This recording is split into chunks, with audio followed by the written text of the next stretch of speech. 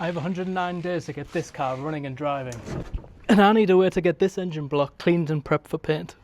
This week I had absolutely no idea how I was going to clean this block until I got a call to say our pistons were ready to pick up, and I mentioned about my predicament and they said come up. Itchy after a haircut, I arrived at Cleesby once again. We got the engine in the stand and started removing some of the freeze plug. Then removed the end caps, storing them safely away to clean later. Then it was time to hit the engine with some degreaser. This stuff was super powerful and can burn your skin, so we had to be very careful. It was time to give the engine a good scrub, using pipe cleaners to go through all of the oil galleries to make sure there was no crusty bits. Finally going over and over the cylinders. Then it was time to roll the engine out and give it a good blast with the jet wash. It was around 30 degrees today, so the splashing from the water was actually really quite nice.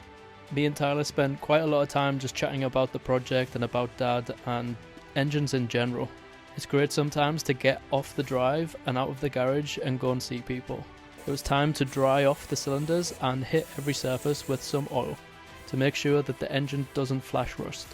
To remove any excess water, we then hit it with some compressed air. Tyler then picked up the bottom end caps and it was time to give them a wash as well. Final step was to get rid of the water, again with compressed air, and the engine was all done. And here are our new piston heads on the cotton rods. Time to head home, borrowed a blowtorch and started getting everything set up on the drive.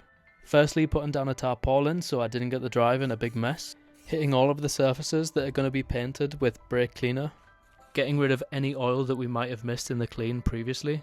Then it was time to fire up the blowtorch, removing any moisture and excess oil from the block. Then it was time to start masking off. I used a spanner to rub over all of the edges and get a nice clean cut. Then it was time to go around the rest of the engine. I realised later that a screwdriver was way better than the spanner, so if you need to do this, I'd definitely recommend a screwdriver. And that's the engine almost all masked. And if you want to see part 2 of this video where we'll finally get the paint on, make sure to click follow. And remember, if you do one thing today, go make a memory.